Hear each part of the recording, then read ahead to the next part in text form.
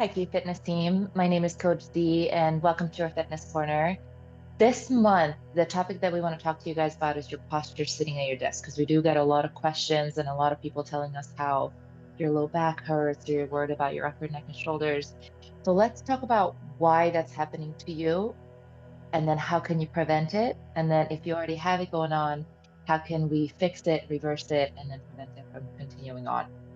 So here's the first thing.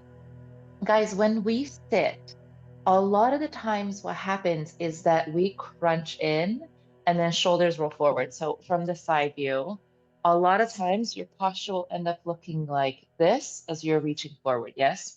And it's kind of the same thing if you're sitting at your desk, but also if you're driving and anything that's really you're leaning forward to while you're in a seated posture. And most of us will go, okay, I just need to fix my shoulders. So then we go this pinch back, and then shoulders are squeezing as we're hoping that this will last. And then it'll last us about what, 2, 3 minutes before we get back to this. And so here's what's happening.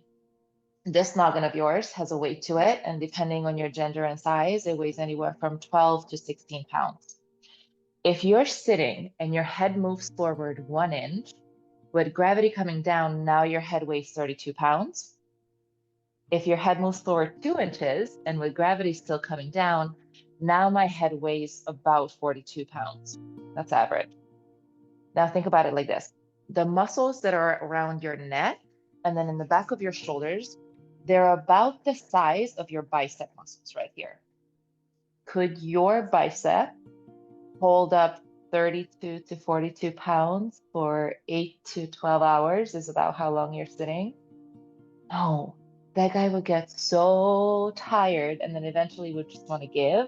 And unfortunately, your neck and shoulder muscles don't have that luxury to do so. So then when you go pinching your shoulders all the way back, you're squeezing already really tired muscles. Hence, it lasts you about a couple minutes before you're back to this. So far, so good. So here's the trick. Instead of thinking, I need to pull my shoulders back, your posture always depends on the location of your rib cage, what position it's in. And so a lot of the times, if you're hinging forward, this rib cage of yours is actually crunched, and then the front of your abs are also shortening, which also means that there's tiny little muscles in between your rib cage. They're called your intercostal muscles. And so those guys also go short and then tight. And that's the same that's happening with your shoulders, your pectoral muscles right here. They go short and tight, and then they're starting to pull.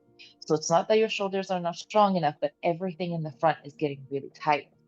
So first trick is instead of pulling my shoulders back, I'm going to think, what's the position of my rib cage?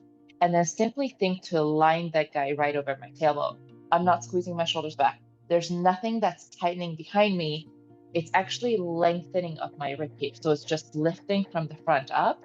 And now I can maintain this posture for a whole lot longer. Yeah. It does take a little bit of thinking about and restructuring your thinking pattern of how am I sitting? And it's not squeezing back, it's lifting up from the front. So that's your step one. Step two is, and this is kind of why we align this in the newsletter hand in hand. If you look at the exercises that are put in there, it's all breathing exercises. Why? Because your energy comes from your breathing pattern. How you breathe determines how you feel. And a lot of us, when we sit like this and our rib cage is short and tight, those breathing muscles, your intercostals, also get really tight. And so your breathing pattern throughout the day of how much oxygen you pull in becomes really short and shallow. Hence, you likely notice that by the end of the day, your energy is like wah, wah, wah, and a whole lot more coffee starts to happen. So by fixing your posture, it doesn't only look nicer, right?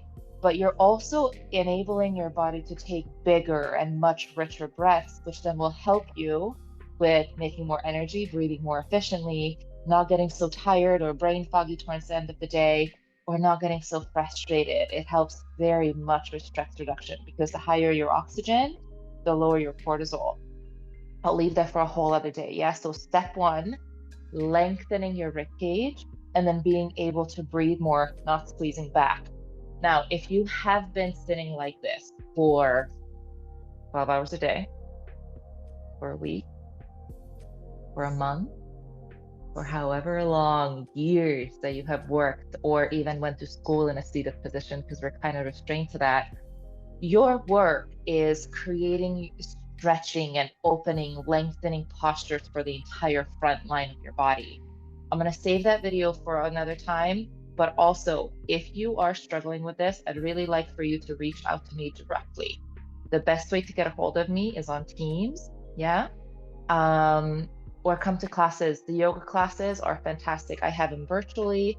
I also have them on campus on Wednesdays in Building S, and we work a lot of that specifically where you're lengthening and opening and fixing the areas that you guys are struggling with a lot. I hope that was helpful. Yeah. Stay tuned for the next videos, and I hope you're enjoying the content in the newsletters. I'll see you guys next time.